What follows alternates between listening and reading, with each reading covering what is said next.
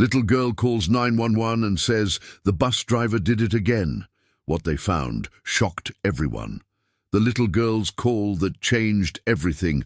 Hold on one sec before the story. Tell me where you're tuning in from. I love seeing that. Tuesday morning at Millfield Elementary. Sun streaming through windows. Kids climbing onto those big yellow buses like they did every day. Except this Tuesday wasn't like every day. Not for 8-year-old Sophia Martinez anyway. 4:43 a.m.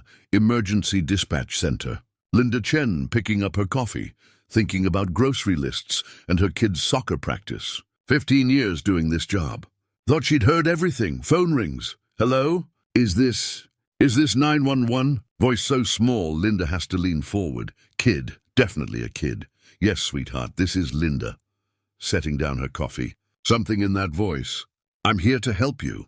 What's your name? Silence. Breathing. My name is Sophia. Whisper quiet. I need help. The bus driver. He did it again. Linda's stomach drops. 15 years. She knows. She just knows. Sophia, honey, you're very brave for calling. Can you tell me where you are right now? Are you safe? Another pause. Linda can hear it now. Traffic in the background. Diesel engine rumbling somewhere. I'm hiding in the bathroom at school. Sophia's voice shaking. But he'll be looking for me soon. He always knows when someone's missing. Every alarm bell in Linda's head screaming now. This isn't a prank. This isn't confusion. This is a terrified child. Sophia, I want you to stay exactly where you are. I'm sending help to you right now. Officer Sarah Thompson responds. Sarah Thompson's radio crackles. She's finishing her morning patrol, thinking about nothing much. Unit 15, we have a priority call involving a child at Millfield Elementary. Possible emergency situation with a school bus driver. Respond immediately. Her hands grip the steering wheel, tight. Her own daughter goes to Millfield sirens, racing through town. That sick feeling in her gut getting worse. 7 years wearing this badge. 7 years learning to trust that feeling. Right now, that feeling is screaming. 4 minutes to the school. Those yellow buses lined up like everything's normal. But it's not normal. Sarah can feel it. Principal Janet Morrison meets her at the front door. Face white as paper. Officer Thompson, thank God you're here. We received word about an emergency call from one of our students. Little girl named Sophia Martinez called 911. Sarah's watching Morrison's face. Something about a bus driver. I need to speak with her immediately. Morrison goes even whiter. If that's possible. Sophia Martinez. She's in Mrs. Henderson's 3rd grade class. Always been such a quiet child. Morrison's hands are shaking a little. Officer Thompson, what exactly are we dealing with here? Sarah can see it happening. The realization creeping in that something terrible might have been going on right under their noses. Ma'am, I need to speak with Sophia first. Then we'll need to discuss your bus drivers. How many do you have? 5 regular drivers and 2 substitutes. They've all been with us for years. Background checked, fingerprinted, the works. Yeah, Sarah's heard that before. The worst ones always looked the cleanest. Finding Sophia walking through those school hallways. Too quiet. Sarah's hand keeps drifting to her radio. They find Sophia exactly where she said she'd be. Corner of the girls' bathroom. Clutching a purple backpack like it's the only thing keeping her alive. When she sees the uniform, her eyes go wide. Like she can't believe someone actually came. Sophia? Sarah crouches down. Gets on her level. I'm Officer Thompson. You called for help, and I'm here now. Those eyes. Jesus, biggest, saddest brown eyes Sarah's ever seen. 8 years old. Should be worried about spelling tests and playground drama. You came. Sophia whispers it. Like she didn't really think it would happen. I wasn't sure. He said no one would believe me if I told. Sarah's chest tightens. Kids who say that. It's never good. Sophia, I believe you. Firm voice, clear. And I'm going to make sure you're safe. Can you tell me what happened with the bus driver? Sophia glances at the bathroom door. Back to Sarah, fear written all over her face. Mr. Peterson, he does things when the other kids aren't looking. Her voice gets smaller. He says it's our special secret, but it doesn't. It doesn't feel special. It feels wrong, the way she says it. So matter of fact, Like she's been carrying this around for way too long. Sarah's heard enough. This is real. Sophia, you were so brave to call for help. Is Mr. Peterson at school today? He's outside with the buses. He always checks them after drop-off. Sophia's voice shrinking even more. He told me yesterday that if I ever told anyone our secrets, something bad would happen to my little brother Miguel. Miguel rides his bus too, using the brother. Classic manipulation. Sarah feels that anger rising up, but she keeps her voice gentle. Sophia, nothing bad is going to happen to Miguel or to you. We're going to make sure of that. The bus driver's routine, Dennis Peterson's doing his usual thing in the bus lot, checking tire pressure, fluid levels. Model employee, 8 years of this routine, 40 years old. Clean record. Parents love him. Teachers sing his praises. Always smiling, always patient, but Dennis has secrets. The kind that would make your skin crawl. Years of learning how to spot the vulnerable ones. How to gain their trust. How to keep them quiet. Fear works pretty good. Guilt works even better. Mix them together. Kids stay silent. Walking around bus 47, his territory. Looking like he's just doing his job. Nobody can see what's really going on behind those friendly eyes. He glances toward the school, wondering if little Sophia's been missed yet. She's been getting more resistant lately, more nervous about their games. Had to get creative with her. Make sure she understood the rules. Yesterday, he'd made it crystal clear what might happen to sweet little Miguel if she ever broke their agreement. The terror in her eyes? That told him everything he needed to know. 8 years at this school. Dozens of kids who learned to keep his secrets. Never once suspected. He's too smart, too careful, too trusted. Dennis Peterson finishes his checklist with a little smile. Has no idea his perfect world is about to blow up in his face. The investigation begins, back inside. Sarah's making calls, fast. Child Protective Services backup. This thing's getting bigger by the minute. Detective Mike. Rodriguez shows up in 10 minutes. 35, specializes in crimes against kids. The way he approaches Sophia. You can tell he's done this before. Hello, Sophia. I'm Detective Mike.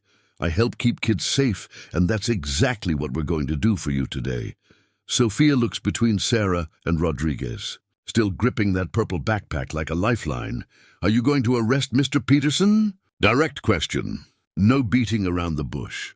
Kids who've been through this stuff, they develop that kind of clarity. Old souls in little bodies. Sophia, Rodriguez says carefully, first we need to make sure you and Miguel are completely safe. Then we'll handle Mr. Peterson. Can you tell us exactly what he's been doing that made you scared? Long pause. You can see her 8-year-old brain working, processing the weight of telling the complete truth. When she speaks, her words hit like a sledgehammer. He makes me sit in the special seat behind the driver when the other kids get off. He says we're playing games, but they don't feel like games. Her voice gets quieter. He touches me in places that make me feel yucky inside, and he takes pictures with his phone. Rodriguez and Sarah lock eyes. Pictures. Shit. This just got serious. Really serious. He always says it's because I'm special, that this is how special friends show they care about each other. Sophia's voice breaking a little. But I don't want to be special anymore. I just want to feel safe. Rodriguez feels that familiar rage building. The kind that makes you want to skip the whole legal process. But he's got a job to do. Sophia, you are safe now. And you're the bravest little girl I've ever met. Confronting the predator. While Rodriguez keeps talking to Sophia, Sarah heads to the bus lot. Heart pounding like a drum. Backup following behind. Bus 47. Peterson's still there, doing his inspection thing. Mr. Peterson. Dennis looks up. That $1 million smile. The one that's been fooling everyone for 8 years. Officer Thompson. Is everything all right? Casual as can be. We don't usually see police cars at the school unless something's wrong. Either he's clueless or he's one hell of an actor. Sarah's betting on both. Mr. Peterson, I need to speak with you about one of the children on your route. Sofia Martinez. Do you know her? The smile flickers. Just for a second. Then it's back full force. Of course. Sweet little Sophia. He's studying Sarah's face now, trying to read the situation. Quiet as a mouse, that one. Never causes any trouble. Is she okay? The concern sounds real. But Sarah's learned not to trust surface appearances with these guys. When was the last time you spoke with Sophia, Mr. Peterson? Yesterday afternoon during the ride home. She seemed a bit upset about something, but you know how kids are. He shrugs. Always some drama with friends or schoolwork. Officer, what exactly is this about? Sarah's watching his body language. Shoulders tensing up, hands moving to his pockets. Classic defensive moves. Mr. Peterson, I need you to come with me to answer some questions about your interactions with students. The mask starts slipping. Just a little. Questions? What kind of questions? Voice getting sharper. I've been driving school buses for 8 years without a single complaint. I don't understand what this is about. Sir, please place your hands where I can see them. Sarah's training kicking in. You're not under arrest, but we do need to speak with you. The transformation is instant. The kind patient bus driver? Gone. Something cold and calculating takes his place. The search for evidence, Peterson gets escorted to the station. Meanwhile, specialized team tears apart his bus and personal stuff. Detective Sarah Kim's handling digital forensics. When she cracks Peterson's phone, she goes white as a sheet. Detective Rodriguez.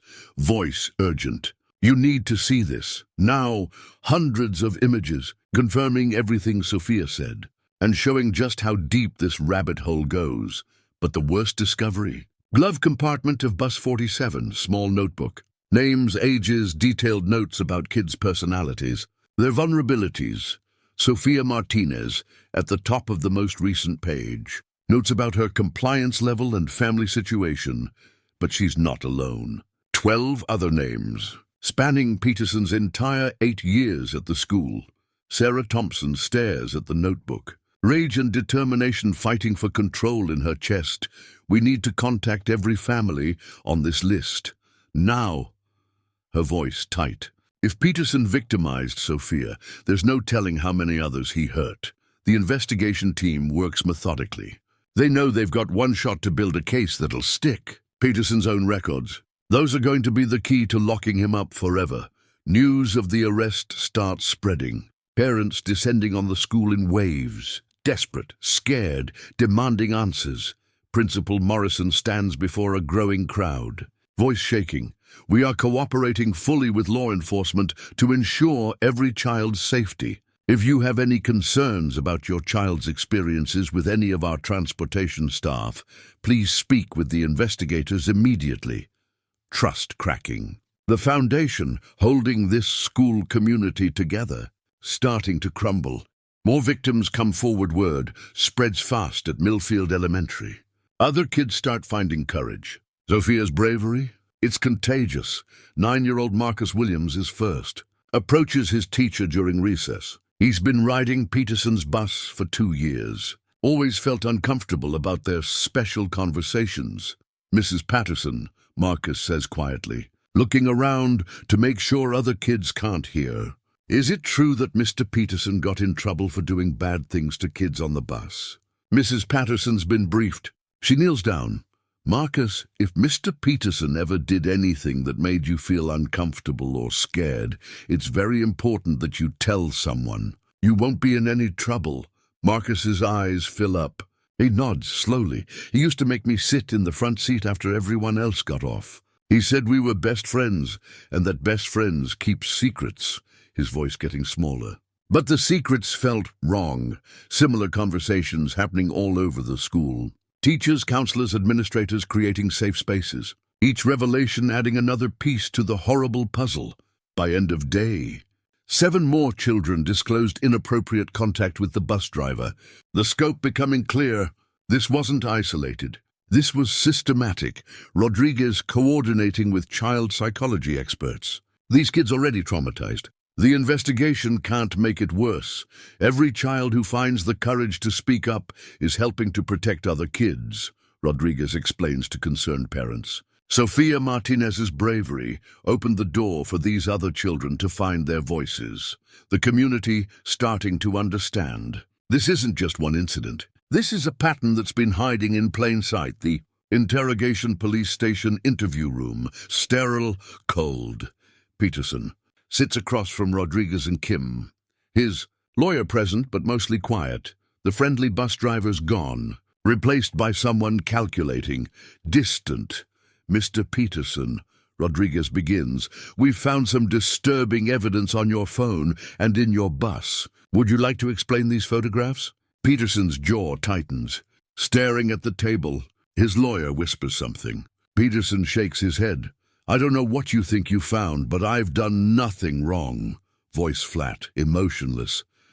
I've been a model employee for 8 years. Never a single complaint. Kim slides a printout across the table. This is a photograph from your phone, Mr. Peterson. It shows Sofia Martinez in a compromising position inside your bus. How do you explain this? First crack in Peterson's composure. His eyes dart to the image. Back to the detectives. That's not what it looks like. What does it look like to you, Mr. Peterson? Rodriguez's voice calm as ice. Several minutes of silence. Peterson calculating his options. When he finally speaks, the twisted logic comes pouring out. These children need attention. They come from broken homes, single mothers who work multiple jobs. He's actually starting to believe his own bullshit. I was providing them with care and affection they weren't getting elsewhere. Rodriguez and Kim exchange glances. Classic predator rationalization, making himself the hero of his own sick story. Mr. Peterson, Kim says firmly, taking sexually explicit photographs of children is not providing care or affection. It's a serious crime that has caused tremendous harm to these young victims. Peterson's lawyer finally steps in. My client won't be making any further statements at this time, but Peterson's said enough. Combined with the physical evidence and kids' testimonies, his partial admission's going to help lock him away forever. The community rally's news spreads beyond Millfield Elementary. Whole community mobilizing. Local child advocacy centers seeing surge in volunteers. Mental health professionals offering free services. Sofia's parents, Maria and Carlos Martinez, find themselves at the center of a storm they never saw coming. Their quiet, sensitive daughter, she's become the catalyst for exposing a predator who's been hiding among them for years. I keep thinking about all the times Sofia seemed upset after school, Maria says to Carlos. They're sitting in their living room, trying to process everything. She'd get so quiet, so withdrawn. I thought it was just normal kid stress. Carlos nods, hands clenched into fists. Struggling with his own anger and guilt, she tried to tell us in her own way. Remember when she said she didn't want to ride the bus anymore? His voice breaking a little. When she asked if we could drive her to school every day. The signs had been there, subtle but present. A child who suddenly became fearful. Changes in behavior that seemed minor at the time. Now they take on much more sinister meaning. The important thing is that she found the courage to speak up, Maria says, voice thick with emotion. Our brave little girl saved herself and all those other children. At the school district offices, Superintendent Dr. Jennifer Walsh implementing immediate changes. New protocols for bus monitoring, enhanced background checks, mandatory training, all happening in real time. We've failed these children, Dr. Walsh tells her emergency school board meeting. Our system should have caught this. Our protocols should have prevented it, her voice shaking. We owe it to every family in this district to do better. Community response overwhelming. Fundraisers organized for counseling services. Parents volunteering for additional bus supervision. Teachers undergoing extra training. Sofia's courage hadn't just exposed a predator. It brought a community together, determined to protect their most vulnerable members. Sofia's healing journey, 3 weeks after that brave 911 call. Sofia sitting in Dr. Amanda Foster's office, child psychologist specializing in young trauma survivors. Rooms warm, welcoming, filled with toys and art supplies. Sofia, Dr. Foster says gently, you've been incredibly brave through all of this. How are you feeling today? Sofia considers the question, carefully, trait that's become more pronounced since the investigation began. 8 years old, forced to develop emotional awareness that's both impressive and heartbreaking. I feel lighter, Sofia says finally, like I was carrying something really heavy, and now I don't have to carry it anymore. Dr. Foster smiles at the wisdom in those simple words. That's a beautiful way to describe it. Sometimes secrets feel heavy, especially scary secrets. Sophia nods, picks up a purple crayon from the art table. I want to draw something for Officer Thompson and Detective Rodriguez. They help me feel safe again. As Sophia works on her drawing, she talks. Remarkable clarity for a kid her age. I was scared for a long time that Mr. Peterson was right, that no one would believe me. She's drawing herself standing next to 2 police officers. But when I called 911, the lady believed me right away. Dr. Foster watches Sophia add carefully drawn flowers around the edges, all of them smiling under a bright yellow sun. Sophia, what you did took incredible courage. You helped protect other children who were scared just like you were. I know, Sophia says, voice getting stronger. Marcus and Jennifer and all the other kids, we're all helping each other now. The kids who'd been victimized. They'd formed an unexpected support network. Shared experience, creating bonds that were helping them heal together. Under trained professional guidance, learning the abuse wasn't their fault. Speaking up had been the right thing to do. Sophia adds one final touch to her drawing, a big red X over a small figure that clearly represents Peterson. Dr. Foster, do you think Mr. Peterson will ever hurt kids again? No, sweetie. Mr. Peterson is going to prison for a very long time. He won't be able to hurt any more children. Sophia nods with satisfaction. Like that's exactly what she needed to hear. The trial preparation. Peterson's trial date approaching. Prosecution team working around the clock. Assistant District Attorney Rebecca Stones built her career prosecuting crimes against children. This case, it's become deeply personal. The children's testimonies will be the heart of our case, Stone explains to Rodriguez during a prep meeting. But we need to present the evidence in a way that doesn't re-traumatize these kids. Legal team arranged for closed-circuit television testimony. Kids can give statements without facing Peterson directly. Small mercy in an already overwhelming process. Sophia, now 9 and noticeably more confident, meets with Stone to prepare. Her parents sitting nearby, providing emotional support. Sophia, Stone says gently, when we go to court, the defense lawyer might try to confuse you or make you doubt what happened. I want you to remember that what you experienced was real, and telling the truth about it was the right thing to do. Sophia nods seriously. I'm not scared anymore. Mr. Peterson lied when he said no one would believe me. Lots of people believe me. Simple confidence in her voice. Remarkable. Through months of therapy and community support, Sophia had transformed. From frightened, silenced victim to strong, articulate young advocate. Will Miguel have to testify too? Sophia asks about her younger brother. He'd been on Peterson's bus but thankfully hadn't been victimized. No, sweetheart. Miguel is safe and he doesn't need to be part of the trial. This is about making sure Mr. Peterson faces consequences for what he did to you and the other children. Meeting concludes with Sophia asking one final question. Shows her remarkable understanding.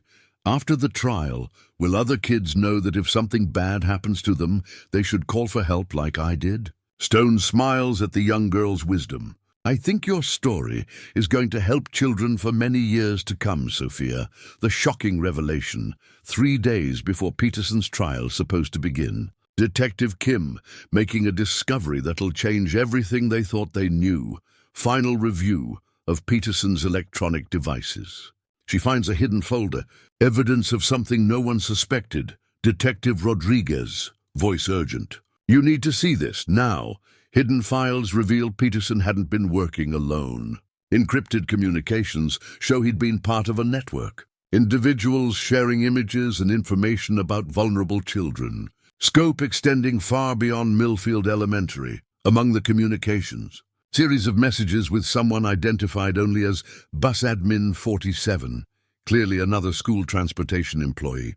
Messages discussing specific children. Sharing tactics for gaining trust. Coordinating opportunities for abuse. This isn't just about Peterson, Rodriguez realizes as he reads through evidence. We're looking at a coordinated network of predators operating within the school system. Further investigation reveals Bus Admin 47 is actually Harold Mitchell, District's transportation supervisor.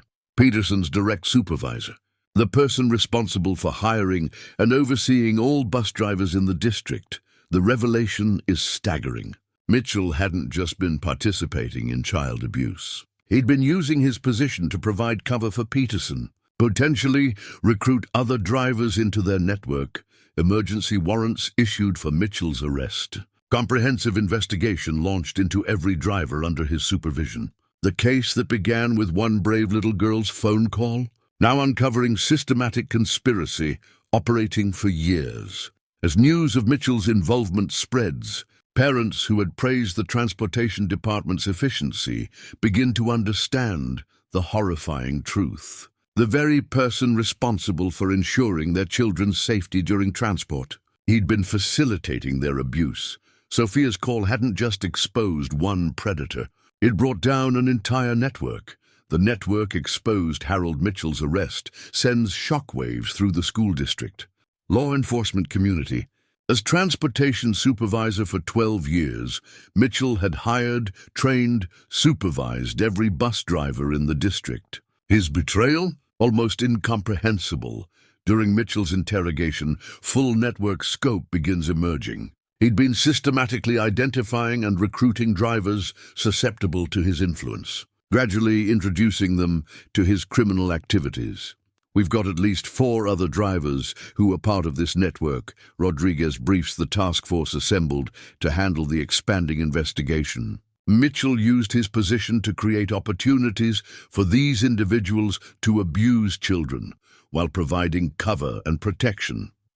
Investigation reveals Mitchell had been falsifying background checks, suppressing complaints from parents and children, reassigning drivers who came under suspicion to different routes where they could continue their crimes undetected. One of the most disturbing discoveries. Mitchell's detailed files on hundreds of district children. He'd maintained psychological profiles on students, identifying those most vulnerable due to family situations, economic circumstances, social isolation. Sophia Martinez had been flagged in Mitchell's files as an ideal target. Quiet nature and her parents' work schedules often left her unsupervised after school. The cold, calculated nature of this targeting? Beyond anything investigators had encountered, more evidence emerges. Additional victims begin coming forward. Children from multiple schools, spanning several years, systematically abused by network members. The scope is staggering. We're looking at potentially dozens of victims across 8 different schools, District Attorney Patricia Wells announces at press conference. This investigation is far from over, and we're committed to identifying every victim and holding every perpetrator accountable. Community reeling. Their children's safety compromised not by one disturbed individual, but by organized network operating within the very system designed to protect them. The community's responsible extent of abuse network becomes public. Millfield community response swift and decisive. Parents demanding immediate accountability from school district leadership. Advocacy groups calling for comprehensive reforms. Emergency town halls organized. Hundreds of parents gathered to demand answers. Superintendent Dr. Walsh facing room full of angry, frightened, heartbroken families who feel betrayed. How could this happen? Demands Jennifer Park, mother of 2 elementary students.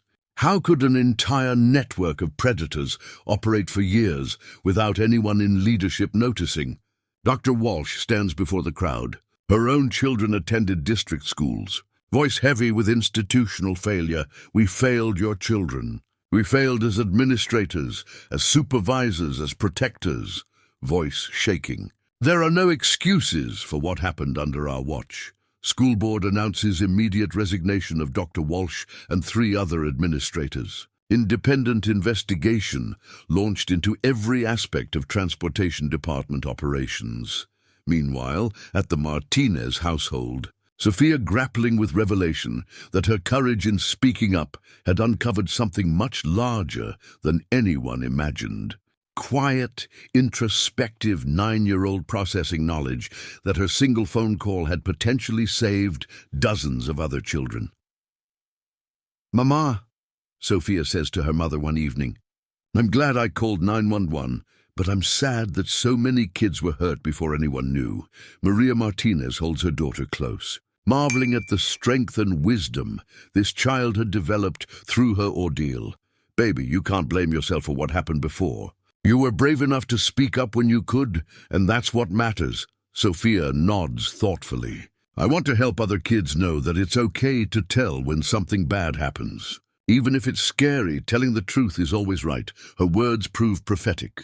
Sophia's story begins inspiring children in communities across the country to speak up about their own experiences with abuse.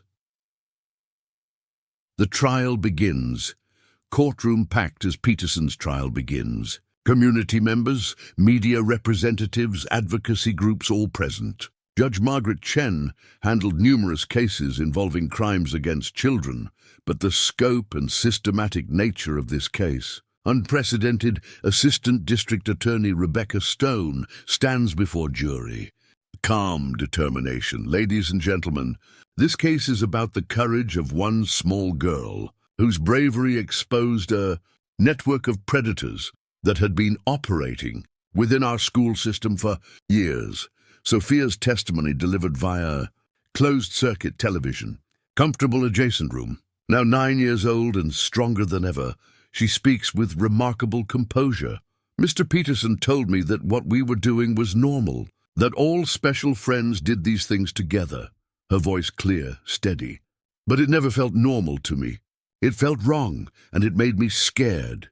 Defense attorneys struggling with almost impossible case. Attempts to suggest Sophia had been confused or influenced by adults. But her clear, consistent testimony, supported by physical evidence and corroborating witnesses, makes such arguments ring hollow. When prosecution presents photographs found on Peterson's phone, several jury members visibly recoil. Evidence overwhelming and indisputable. Other child victims testify as well, each demonstrating remarkable courage in facing their abuser. Marcus Williams, now 10, speaks about special conversations Peterson initiated. Jennifer Davis, 11, describes inappropriate touching that made her afraid to ride the bus. Each testimony builds upon the others, creating undeniable pattern of systematic abuse and manipulation. Peterson sits at defense table, earlier arrogance completely gone, replaced by pale, hollow look of someone whose carefully constructed world had collapsed entirely. Trial lasts 4 days. Jury deliberates less than 2 hours before returning guilty verdicts on all counts. Justice and healing courtroom silent as Judge Chen reads. Peterson's sentence, 35 years in prison, without possibility of parole for 25 years. At 41, Peterson would likely spend rest of his life behind bars.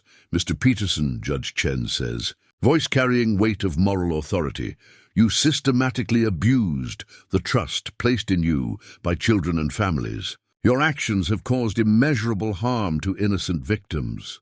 This sentence reflects the severity of your crimes and society's commitment to protecting our most vulnerable citizens. In closed-circuit room, Sophia watches sentencing with parents beside her. When judge announces verdict, she nods with quiet satisfaction. Is it over now? Sophia asks Officer Thompson, who'd become like family to the Martinez household over months of investigation and trial. This part is over, Sarah replies gently. Mr. Peterson will never hurt any children again. Trials of Harold Mitchell and other network members still pending, but Peterson's conviction sends clear message. Such crimes would be prosecuted to fullest extent. In months following trial, Sophia continues therapy with Dr. Foster, working to process not just her own trauma, but also her role as catalyst for such widespread change. Weight of being seen as hero sometimes overwhelming for 9-year-old. Sophia, Dr. Foster explains during one session, what you did was incredibly brave, but you're still just a kid. You don't have to carry the responsibility for fixing everything that was wrong. You just need to focus on being 9 years old and healing. Sophia nods, though her wise eyes suggest she understands more about responsibility and consequences than most adults.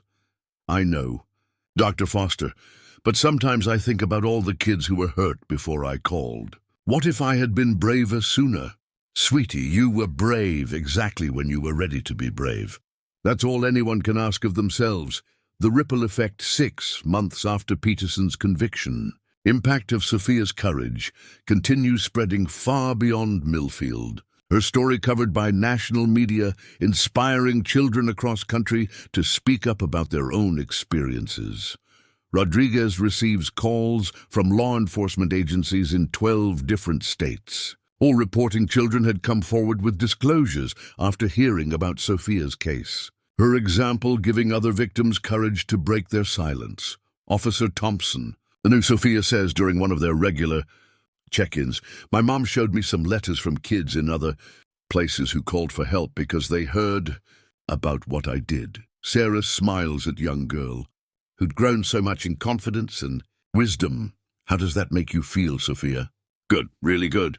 It makes me feel like calling 911 was the right thing to do, even though it was scary."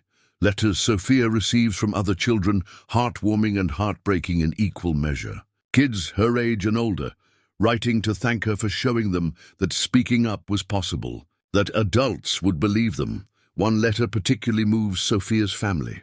From 10-year-old David in Oregon, "Dear Sophia, I was scared to tell anyone about my uncle, but when I heard your story, I told my mom. Now I'm safe like you are. Thank you for being brave first." These letters carefully screened by Dr. Foster before being shared with Sophia, ensuring her healing process wasn't compromised by taking on too much. Emotional weight from other children's situations. Foundation, established in Sophia's name, begins developing educational programs for schools nationwide, teaching children about body safety, appropriate boundaries, importance of telling trusted adults when something feels wrong. Sophia herself participates in creating age-appropriate materials. Her insights helping educators understand how to communicate crucial concepts in ways that would resonate with young children without frightening them. The network trials, Harold Mitchell's trial, begins 8 months after Peterson's conviction. Even more shocking revelations emerging about abuse network scope. Transportation supervisor had maintained detailed records of his criminal activities, documenting years of systematic abuse and cover-ups. Evidence reveals Mitchell had been operating this network for over a decade, carefully recruiting drivers who showed signs of vulnerability to his influence, gradually introducing them to increasingly serious criminal behavior. 3 additional drivers convicted of various charges related to child abuse. 2 others plead guilty in exchange for cooperation with ongoing investigations. Systematic nature of their crimes horrifies even seasoned prosecutors. "This wasn't a case of individual bad actors," explains District Attorney Wells during press conference. "This was an organized criminal conspiracy that used institutional authority to facilitate the abuse of children. Financial impact on school district enormous. Settlement payments to victims' families totaling millions of dollars, but emotional and psychological costs incalculable." Dr. Jennifer Martinez, child psychologist brought in to assess long-term community impact, notes that systematic nature of abuse had created trauma extending far beyond direct victims. When an entire community discovers their trust has been betrayed at such a fundamental level, the healing process affects everyone, Dr. Martinez explains. Children who weren't directly victimized still struggle with feelings of vulnerability and fear. However, she also notes something remarkable about Millfield community response. The way this community has rallied around the victims and committed to systemic change is actually creating a model for other communities facing similar revelations. Sophia's new mission. Sophia enters 4th grade, now 10 years old. Become articulate advocate for child safety while maintaining innocence and joy appropriate for her age. Her parents and therapist work carefully to ensure advocacy work enhances rather than hinders her normal development. "I want to make a video for kids," Sophia announces to her parents one evening. to teach them about the difference between safe secrets and scary secrets. Maria and Carlos exchanged glances, both proud of and concerned about their daughter's desire to help other children. They'd learned to balance supporting her advocacy with protecting her childhood. What would you want to say in this video, mija? And Carlos asks gently. Sophia had clearly thought this through carefully. I want to tell kids that grown-ups should never ask them to keep secrets about touching or pictures or games that make them feel uncomfortable. And I want them to know that if a grown-up says nobody will believe them, that's a lie. Dr. Foster helps family navigate this request. Ensuring Sophia's involvement in creating educational materials was therapeutic rather than re-traumatizing. Resulting video, produced by Child Safety Foundation, becomes powerful tool for educators and parents. In video, Sophia speaks directly to her peers. Authority of experience and wisdom of someone who'd found her Sophia's new mission in video. Sophia speaks directly to her peers. Authority of experience and wisdom of someone who'd found her voice. My name is Sophia, and I want you to know that your voice is powerful. If someone is doing something that makes you feel scared or uncomfortable, it's okay to tell a trusted grown-up. It's okay to keep telling until someone listens. Video gets distributed to schools across the country. Accompanying materials for teachers and parents about creating environments where children feel safe to disclose abuse. Sophia's teacher, Mrs. Patterson, notices how her experience shaped her interactions with other children. She'd become natural protector, someone her classmates instinctively turned to when they needed support. She has this. I don't know how to describe it, Mrs. Patterson tells Maria during parent conference. It's like she can sense when other kids are carrying something heavy, and she knows exactly what to say to make them feel heard. But there's something else Mrs. Patterson doesn't mention, something she's been noticing lately. Small inconsistencies in Sophia's story, details that don't quite line up. She pushes the thought away. Kid's been through enough, the long road to healing 2 years after her initial 911 call. Sophia thriving academically and socially. But healing process continues to evolve. Dr. Foster helps her understand that recovery from trauma isn't destination, but ongoing journey. Some days I still feel angry about what Mr. Peterson did. Sophia confides during therapy session. Not scared anymore, but angry that he hurt me and the other kids. Anger can be a healthy response to injustice, Dr. Foster explains. It shows that you understand what happened to you was wrong, and it can motivate you to continue helping other children. Sophia nods thoughtfully. I want to be a police officer when I grow up, like Officer Thompson, so I can help kids who are scared. Career aspiration isn't surprising, given Sophia's experience. But Dr. Foster wants to ensure it comes from a place of empowerment rather than obligation to her trauma. What is it about being a police officer that appeals to you? Dr. Foster asks. I like how Officer Thompson listened to me right away and believed me. I want other kids to feel that safe when they ask for help. Meanwhile, other child victims following their own healing paths. Marcus Williams discovered talent for art, expressing emotions through drawings and paintings, showing remarkable maturity. Jennifer Davis became interested in law, inspired by watching prosecutors who fought for justice.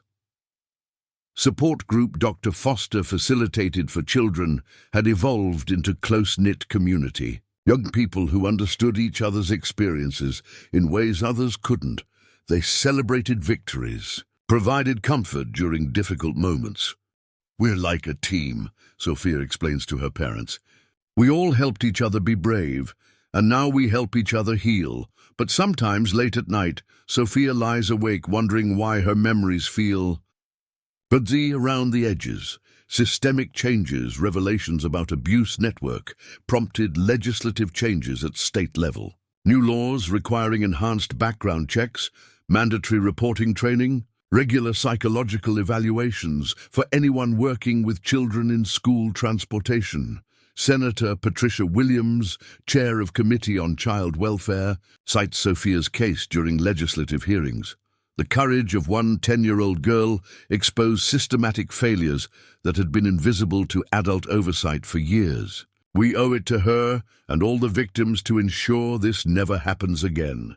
New legislation, dubbed Sophia's Law by advocates, establishes most comprehensive child protection protocols in nation. Other states begin adopting similar measures. Ripple effect of reform across country. Superintendent Dr. Rebecca Martinez, who'd replaced Dr. Walsh, implements additional local reforms going beyond state requirements. Every bus equipped with multiple camera systems. All transportation staff undergo quarterly training. New position of child safety advocate created. We understand that trust, once broken, must be rebuilt through consistent action over time, Dr. Martinez explains to parents at community meeting. These measures are just the beginning of our commitment to earning back your confidence. School district also establishes partnership with local child advocacy center, ensuring trained professionals available to respond immediately to any disclosure of abuse or neglect. Parents who'd initially been angry about institutional failures gradually begin to appreciate comprehensive nature of reforms. District had transformed from place where abuse was hidden to model of transparency and child protection. But some parents still whisper, still wonder if there's more to the story than they've been told. Recognition and responsibility, third anniversary of her 911 call.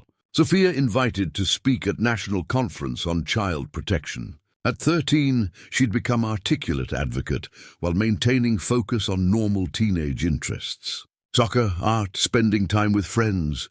I'm honored to be here, Sophia tells audience of law enforcement officers, social workers, child advocates, but I want you to remember that every child who finds the courage to speak up is a hero. I was just lucky that Officer Thompson was listening when I called.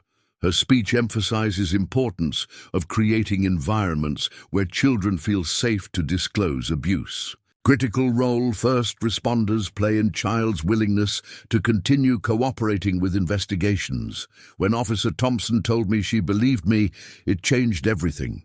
That's the moment I stopped being a victim and started being a survivor. Audience gives standing ovation, but Sophia remains humble about her role in broader movement for child protection. She'd learned to carry her influence responsibly, understanding that her platform came with obligations to use it wisely. After speech, Sophia approached by other young advocates who'd found their voices in wake of her example. Informal network of survivor advocates grown into powerful force for change. Children and teenagers across country speaking out about experiences, pushing for better protection policies. We're not just survivors, one 16-year-old advocate tells Sophia. We're proof that children can be agents of change when adults are willing to listen. But tonight, driving home with her parents, Sophia asks a question that's been nagging at her. Mama, do you think it's weird that I can't remember exactly what Mr. Peterson did to me? Like, I know it happened, but the details are blurry. Maria and Carlos exchange worried glances in the front seat. The twist, revealed 5 years after Peterson's conviction. Detective Rodriguez receives call that'll shake foundation of everything they thought they knew about the case. Dr. Patricia Chen, Peterson's prison psychologist, has information needing immediate attention. Detective Rodriguez, Dr. Chen says, voice troubled, Dennis Peterson has been asking to speak with you. He claims there's something important about the Sophia Martinez case that was never discovered. Rodriguez feels familiar chill. Peterson had maintained his innocence throughout incarceration, despite overwhelming evidence. What could he possibly have to reveal now? Meeting takes place in sterile prison conference room. Peterson looking older, more haggard than Rodriguez remembered. 5 years in prison, stripped away last vestiges of his false charm. Detective, Peterson begins, voice barely above whisper, I need to tell you something about Sophia Martinez. Something that changes everything about what you think happened. Rodriguez remains skeptical but attentive. What are you talking about, Peterson? Peterson takes shaky breath. Sophia was never one of my victims. I never... I never touched that child inappropriately, never took photographs of her, never did anything to hurt her. Statements so unexpected, Rodriguez initially thinks Peterson's having psychological break. Peterson, we have evidence. Photographs, testimony, physical evidence. The photographs were planted, Peterson says, voice growing stronger.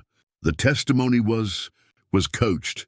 Everything you think you know about what I did to Sofia Martinez is a lie. Rodriguez stares at Peterson, trying to process this bombshell revelation. What are you saying? I'm saying Sofia Martinez was used as pawn in much larger conspiracy. Harold Mitchell didn't just supervise abuse network, he orchestrated entire investigation. He needed credible victim to bring me down, and he manufactured one. The words hang in air like poison gas. The unthinkable truth. Rodriguez immediately contacts Detective Kim, review original evidence with fresh eyes. If Peterson's claims have any merit, they need to understand exactly what happened during investigation. Look at metadata on photographs allegedly found on Peterson's phone, Peterson had told them. Check when they were actually taken, when they were created, when they were added to device. Digital forensics analysis revealed something shocking. Photographs that had been central to Peterson's conviction had been created months after his arrest, then backdated and planted on his device. This is impossible, Detective Kim says, staring at computer screen. These images were discovered during initial search of Peterson's phone, but as they dig deeper, more inconsistencies emerge. Chain of custody for digital evidence had been handled exclusively by Harold Mitchell's trusted assistant, Margaret Foster, someone who'd never been investigated as part of abuse network. Meanwhile, Rodriguez arranges to re-interview Sofia, now 15 years old, preparing for high school. Conversation would be most difficult of his career. Sofia, Rodriguez says gently, sitting across from young woman she'd become. I need to ask you some questions about what happened when you were 8 years old. Sofia looks confused but willing to help. Of course, Detective Rodriguez. Is this about Mr. Peterson? I thought his case was closed. Sofia, I need you to think very carefully about your memories of what Mr. Peterson did to you. Are you absolutely certain about what happened? For first time in years, Rodriguez sees uncertainty flicker across Sofia's face. Of course I'm certain. He hurt me. He took pictures. I called 911 because I was scared. But as Rodriguez presses gently for specific details, Sofia's certainty begins to waver. Memories that had seemed so clear during original investigation becoming fuzzy, inconsistent. Sofia, is it possible that someone helped you remember what to say about Mr. Peterson? Someone who told you what had happened to you? Sofia's eyes fill with tears as long-suppressed memories begin to surface. Ms. Foster. Margaret Foster from Transportation Office. She came to talk to me before I called 911. She said she knew Mr. Peterson was hurting kids, and she helped me understand what had been happening to me. The truth hits Rodriguez like freight train. The real conspiracy investigation into Margaret. Foster reveals true scope of conspiracy that had sent innocent man to prison while allowing real predators to continue operating. Foster had been Harold Mitchell's accomplice, but not in way anyone suspected. Mitchell and Foster had been embezzling funds from Transportation Department for years, skimming money from fuel purchases, maintenance contracts, equipment sales. When Peterson began asking questions about budget discrepancies, they needed way to discredit and remove him. They used community's worst fears against us, Rodriguez realizes as full picture emerges. They knew that accusations of child abuse would be so horrifying that no one would look closely at evidence. Foster had systematically coached Sofia, convincing impressionable 8-year-old that she'd been victimized when she hadn't been. Other victims recruited through similar manipulation. Foster and Mitchell identifying vulnerable children, implanting false memories of abuse. Real abuse network had been much smaller than originally thought. Just Mitchell and 2 other drivers who were legitimately guilty. Peterson had been completely innocent. Whistleblower whose questions about financial irregularities made him target for framing. Discovery. that Sophia had been manipulated into believing. She was victim when she wasn't adds another layer of trauma to her experience. She'd spent 7 years healing from abuse that never happened. Real criminals had used her courage and pain as cover for their crimes. How could I not know the difference between real memories and fake ones? Sophia asks Dr. Foster during emergency therapy session. Voice breaking, Sophia, you were 8 years old when this happened. Your brain was still developing, and you trusted adults who were supposed to protect you. What happened to you was a sophisticated form of psychological manipulation that would have fooled anyone your age. The betrayal cuts deeper than any physical abuse could have. Justice delayed revelation of Peterson's innocence sends shockwaves through legal system and Millfield community. Emergency hearings called to review his conviction. New investigations launched into misconduct of Foster and other conspirators. Peterson's conviction overturned.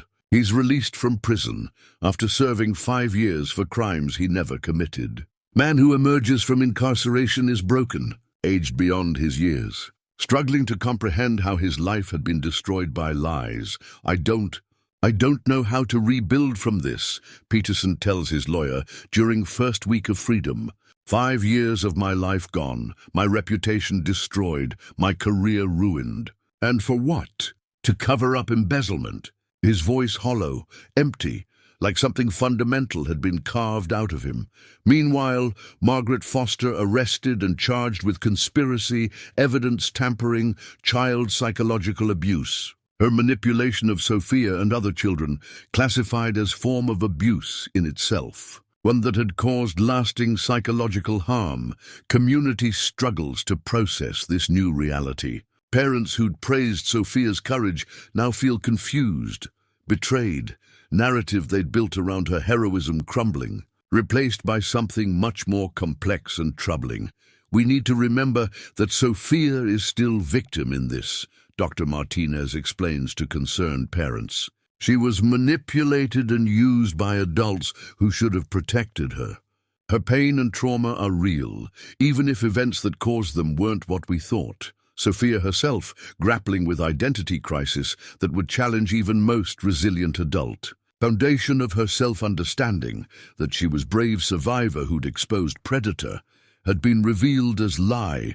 Who am I if I'm not the girl who called 911? She asked her parents through tears. Everything I thought I knew about myself was based on something that never happened. The question hangs in air like broken glass. The real victim's truth continues to unfold. Focus shifts to helping Sophia understand that she remains victim worthy of support and healing, even though nature of her victimization different from what everyone had believed. Sophia, Dr. Foster explains during their sessions, you were psychologically abused by Margaret Foster. She violated your mind, implanted false memories, used your natural trust against you. That abuse is real, regardless of whether Dennis Peterson ever hurt you. Therapeutic approach has to be completely reimagined. Instead of healing from physical and sexual abuse, Sophia learning to recover from psychological manipulation. Trauma of discovering that her entire understanding of her own experience had been constructed by someone else, other children who'd been part of false victim group receiving similar support. Marcus Williams, now 16, struggles with anger about years he'd spent believing he was survivor of abuse. I told people I was molested, Marcus says during group therapy session, voice bitter. I spoke at events, wrote essays about my experience. Now I find out it was all lies. How do I face people I told my story to? Dr. Foster works with all children to help them understand their emotional experiences had been real, even if events that caused them had been fabricated. They genuinely suffered trauma, fear, confusion. That suffering was valid regardless of its source. Your pain wasn't fake, Dr. Foster reminds them. Your fear wasn't pretend. Margaret Foster put you through horrible experience, and you survived it. That survival is real, and it matters. Meanwhile, Dennis Peterson beginning his own journey of recovery and rebuilding. Exoneration had given him legal freedom, but psychological scars of wrongful imprisonment would take years to heal. I understand their anger, Peterson says about communities' mixed reactions to his release. They trusted system that failed them. They believed in story that wasn't true. I can't blame them for feeling confused and betrayed. But late at night, alone in his small apartment, Peterson sometimes wonders if he'll ever really be free. Rebuilding trust, revelation of conspiracy had shattered trust within Millfield community. But it also brought people together in unexpected ways. Support groups formed for families affected by false accusations. Advocacy organizations worked to prevent similar manipulations in future. Sophia, now 16, had matured into a thoughtful young woman who understood complexity of truth and justice in ways most adults never would. Her experience taught her that heroism and victimhood could be more complicated than simple narratives suggested. I spent years thinking I was brave for calling 911. Sophia reflects during community meeting organized to discuss aftermath of revelations. Now I realize that real bravery was in dealing with consequences of that call, even when I didn't understand what was really happening. Community's response to Sophia evolves from simple admiration to more nuanced understanding of her resilience. She'd survived psychological manipulation, false memory implantation, years of therapy for trauma that wasn't what it seemed, devastating revelation that her core identity had been built on lies. Dennis Peterson, meanwhile, working to rebuild his life with support of legal advocates and counselors who specialized in helping exonerees. Years in prison had changed him, but he was determined to find meaning in his experience. I don't want what happened to me to happen to anyone else, Peterson tells Rodriguez during one of their meetings. There have to be better safeguards to prevent innocent people from being railroaded by false accusations. His case becomes catalyst for criminal justice reform, highlighting dangers of relying too heavily on single sources of evidence. Need for more rigorous verification procedures in cases involving child testimony. Relationship between Peterson and Sophia, complex but healing for both of them. They'd been connected by lies, but their shared experience of surviving those lies had created unlikely bond. We both learned that truth isn't always straightforward, Peterson says during joint interview. Sometimes people who seem like heroes and villains aren't who we think they are. The words carry weight of hard-earned wisdom. Finding peace 5 years after truth was revealed. Sophia preparing to graduate high school, been accepted to study psychology at State University. Her experience shaped her desire to understand human mind, help others navigate trauma and recovery. I want to help people figure out what's real and what isn't, Sophia explains to guidance counselor. My experience taught me that our memories and perceptions can be influenced in ways we don't realize. I think that understanding could help a lot of people. Dennis Peterson had also found new purpose. After struggling with depression and anger for several years following his release, he'd become advocate for criminal justice reform, working with organizations that supported wrongfully convicted individuals.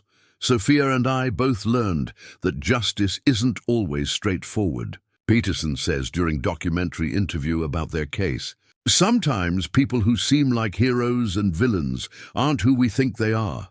Margaret Foster, serving 15-year sentence for her crimes. Harold Mitchell received 20 years for both embezzlement and conspiracy to frame Peterson. Children they'd manipulated, all receiving ongoing support as they continued. Their healing journeys, foundation, originally established in Sophia's name, had evolved to address broader issue of psychological manipulation of children, providing resources for families and professionals dealing with false memory cases. We learned that protecting children means more than just believing them, explains Foundation's new director. It means ensuring that adults around them are worthy of that trust, that our investigation processes don't inadvertently cause more harm, the lesson learned in blood and tears and shattered lives. The larger lesson, Sophia. The story becomes cautionary tale about power of suggestion, vulnerability of children's memories, importance of verifying accusations with multiple sources of evidence. Child advocacy organizations use her case to develop better protocols for interviewing young victims, protecting them from manipulation. Sophia's experience doesn't invalidate accounts of real abuse victims, explains Dr. Sarah Martinez, leading expert in child psychology. Instead, it highlights need for careful ethical investigation procedures that protect children while seeking truth. Case also prompts changes in how law enforcement handles digital evidence. New requirements for independent verification, chain of custody procedures that prevent tampering. As Sophia prepares to leave for college, she reflects on the strange journey that had defined her young life. She'd gone from victim to hero to different kind of victim. Finally, to simply being a young woman with unique perspective on truth, justice, resilience. I used to think my story was about exposing predator, Sophia says during high school graduation speech. Now I understand it's really about importance of questioning what we think we know, being brave enough to seek truth, even when it's complicated.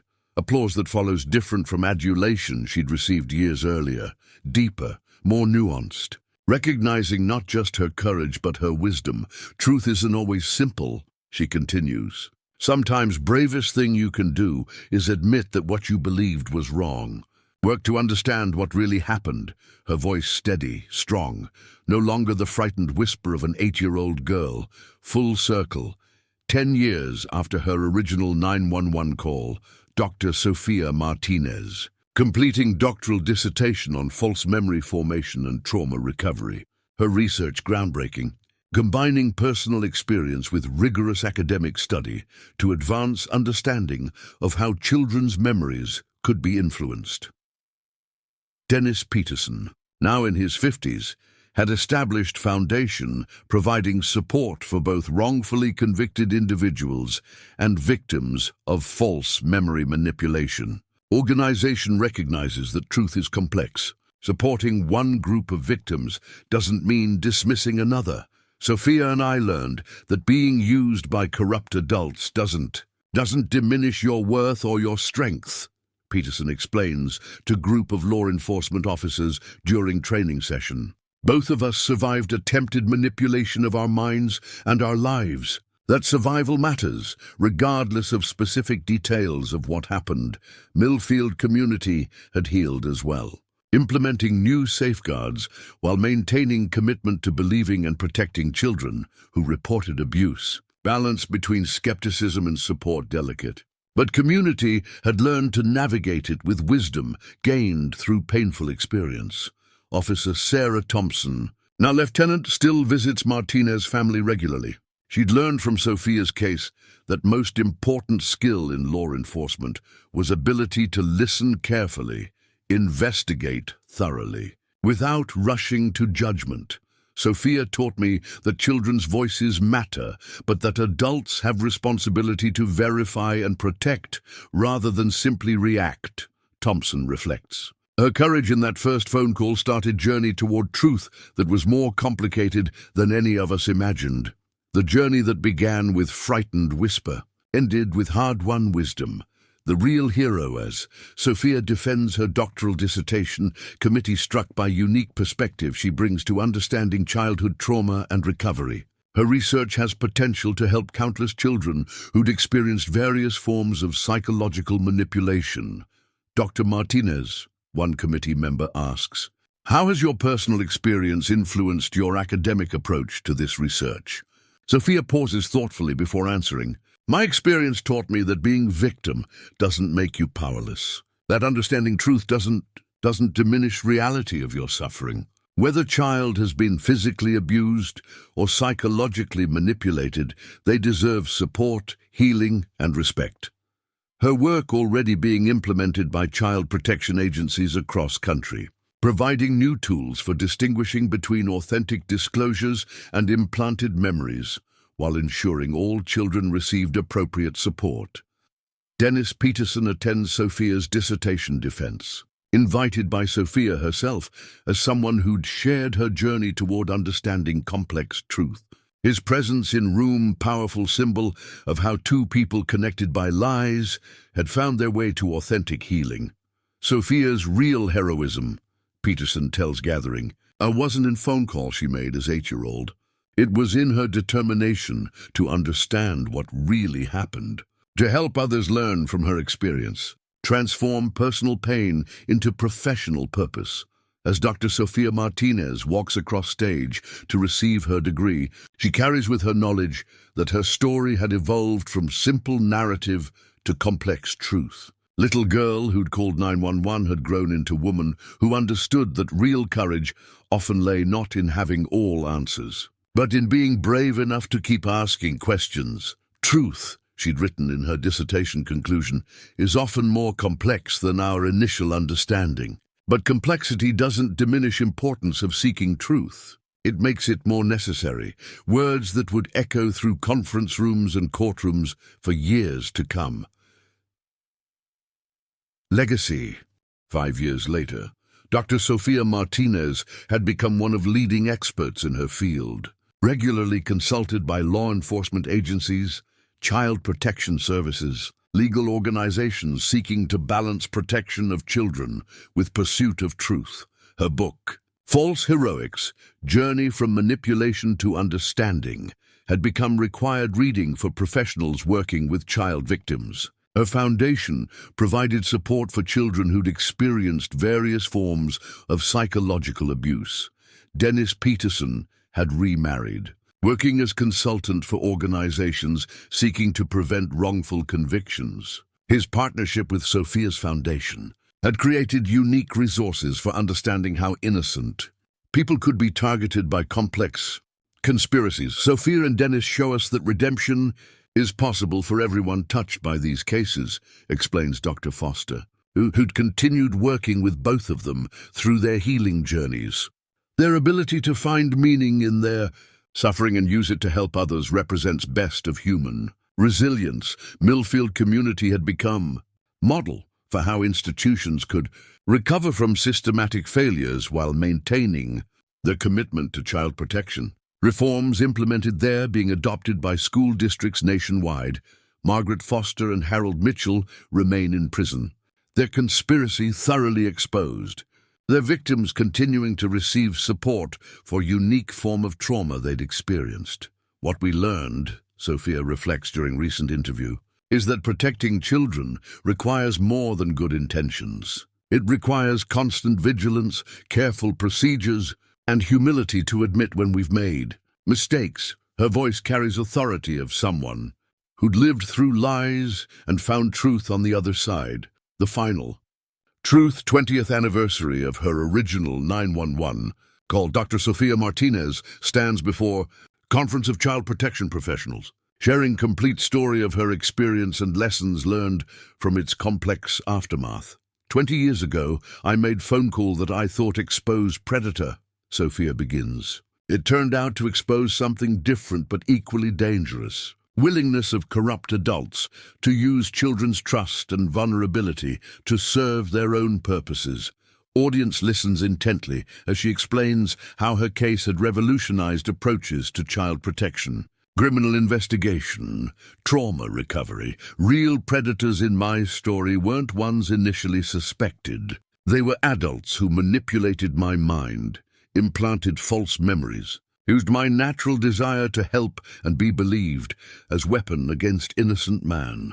Dennis Peterson, now respected advocate and Sofia's longtime collaborator, joins her on stage for final portion of presentation.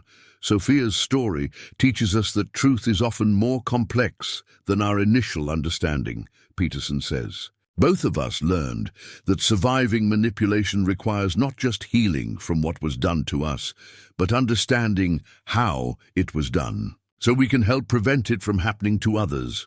As they conclude their presentation, Sofia reflects on unexpected journey that had begun with frightened child's whisper into phone.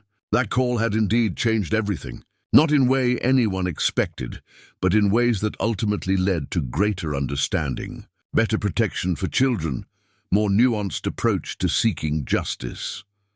Little girl who called 911 20 years ago wanted to be safe and to help other children be safe, Sofia concludes. I like to think she would be proud of woman I became and work we're all doing together to protect children while seeking truth. Sometimes most important stories are ones that force us to question everything we thought we knew. Standing ovation that follows isn't just for Sophia and Dennis, but for complexity of truth itself, for their shared commitment to using their unusual experience to make worlds safer for children. All children, regardless of nature of their victimization, as they leave stage together, Sophia Martinez and Dennis Peterson embody profound truth, that real heroism lies not in simple narratives of good versus evil, but in courage to seek complex truths and use them to protect vulnerable phone call that started. It all had indeed changed everything, just not in way anyone could have predicted. But maybe that's how truth works. Messy, complicated, never quite what we expect. And sometimes that's enough. The end, sometimes the bravest thing a child can do is ask for help. Sometimes the bravest thing an adult can do is admit they were wrong. And sometimes the most important truth is the one that forces us to question everything we thought we knew about heroes, victims, and justice itself. Because in the end, truth isn't always clean. It's not always simple, but it's always worth fighting for.